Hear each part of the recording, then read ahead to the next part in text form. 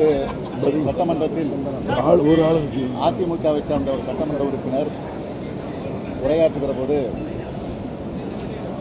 திராவிட முன்னேற்றக் கழக ஆட்சியை அதையும் தாண்டி தலைவர் கலைஞருடைய குடும்பத்தை பற்றி அவருடைய பேரன் பேத்திகளை பற்றியெல்லாம் ஒரு மோசமான நிலையில் பேசி அது அவையில் பதிவு செய்கிற போது எங்களுடைய திராவிட முன்னேற்றக் கழகத்தின் சார்பில் எங்களுடைய உறுப்பினர் அத்துணை பேரும் எழுந்து அதற்கு எதிர்ப்பு தெரிவித்து அந்த வார்த்தையை அவை குறிப்பிலிருந்து நீக்கிட வேண்டும் என்று தொடர்ந்து நாங்கள் எங்களுடைய கோரிக்கையை வலியுறுத்தினோம். அதற்கு பிறகு சபாநாயகர் அவர்கள் அவர் அதிமுக உறுப்பினர் பேசுகிற போது நான் அவையில் இல்லை, இப்போது நான் வந்திருக்கிறேன், அவை குறிப்பினுடைய நடவடிக்கை குறிப்புகளை படித்து அதற்கு பிறகு நான் தீர்ப்பு தருகிறேன் என்று எங்களுக்கு விளக்கம் தந்தார்கள். அந்த அடிப்படையில் அவர் அதிமுக உறுப்பினர் பேசி முடித்து அதற்கு பிறகு எங்கள் கட்சியை சார்ந்த உறுப்பினர் பேசி முடித்து அதற்கு பிறகு அமைச்சர்கள் பதிலுரை ஆற்றுகிற நேரத்தில் நான் மீண்டும் எழுந்து உங்களுடைய தீர்ப்பை எதிர்பார்க்கிறோம் என்று கேட்ட நேரத்தில் முதலில் மறுத்த அவர் இல்லை அமைச்சர்கள் பதில் சொல்வதற்கு முன்பே உங்களுடைய தீர்ப்பை நாங்கள் எதிர்பார்க்கிறோம் என்று மீண்டும் நாங்கள் வலியுறுத்தினோம். அதற்கு பிறகு சபாநாயகர் அவர்கள் கடந்த காலத்தில் இதுபோன்ற சொற்றொடர்களெல்லாம் இந்த அவையில் பேசப்பட்டு அவைகளெல்லாம் அவை குறிப்பில் இருக்கிறது என்று ஒரு 5-6 புத்தகங்களை மாத்திரம் எங்களிடத்தில் காட்டி அதில் என்ன இருக்கிறது என்பதையெல்லாம் கூட எங்களிடத்தில் படித்து காட்டவில்லை. புத்தகங்களை ஒரு சாட்சியாக எங்களிடத்தில் காட்டி இதில் இடம்பெற்றிருக்கிறது, எனவே இது இடம்பெறுவதற்கு தவறில்லை என்று தீர்ப்பளித்தார்கள்.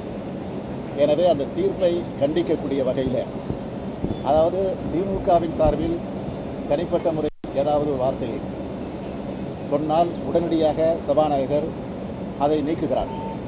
ஆனால் ஆளுங்கட்சியாக இருக்கக்கூடிய அதிமுக, ஆளுங்கட்சியாக இருக்கக்கூடிய அமைச்சர் பெருமன் அவர்கள் பேசுகிற பேச்சுகளிலிருந்து எதையும் தேவையில்லாத வார்த்தைகளை, சபைக்கு ஒவ்வாத வார்த்தைகளை பேசுகிற போது நாங்கள் சுட்டி காட்டுகிற போது அதை நீக்க முன்வர மறுக்கிறார்.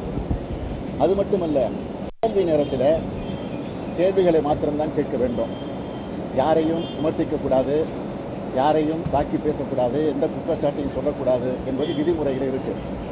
ஆனால் அதையும் தாண்டி தான் ஆளுங்கட்சியில் இருக்கக்கூடிய சட்டமன்ற உறுப்பினராக இருந்தாலும் அமைச்சர்களாக இருந்தாலும் அதையத்தான் தொடர்ந்து செய்து கொண்டிருக்கிறார்கள்.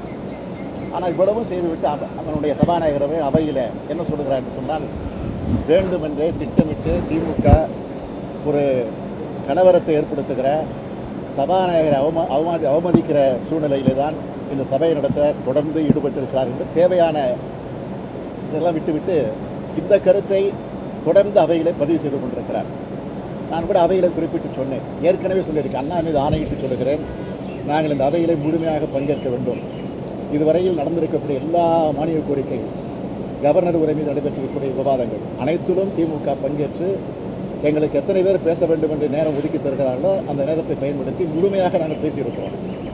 சில நேரங்களில் வெளிநடப்பு செய்திருந்தாலும் கூட வெளிநடப்பு செய்துவிட்டு எங்களுடைய கண்டனத்தை வந்து தெரிவித்துவிட்டு ஏன் வெளிநடப்பு செய்தோம் என்று உங்களிடத்தில் வந்து சொல்லிவிட்டு மீண்டும் சபையில் போய் உட்கார்ந்து நடவடிக்கையில் ஈடுபடுகிறோம். நாங்கள் தொடர்ந்து பேசிக் கொண்டிருக்கிறோம்.